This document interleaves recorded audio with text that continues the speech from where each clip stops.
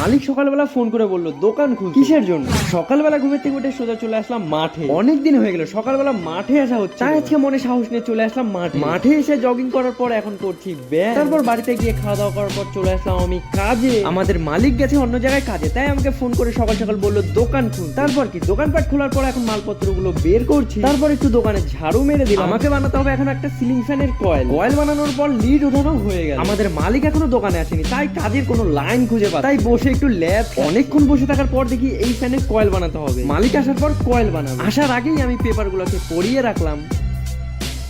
আর এদিকে রাত হয়ে গেল, দোকান বন্ধ করার সময় হয়ে গেছে। এখন আসলো একটা কাস্টমার দুটো সিলিং ফ্যান। এরকম শোচনীয় অবস্থা যে দুটো ফ্যানের কয়েলই খারাপ। আজকে শুধু কয়েলগুলোকে কাটিং করে রাখবো, পরের দিন এসে সকাল সকাল কয়েল বানানো শুরু করে দেবো। তারপর দোকানপাট বন্ধ করে চলে আসলাম বাড়ি। আর মালিক আজকে আমাকে বেতন দিল, আর আমি তো খুবই খুশি।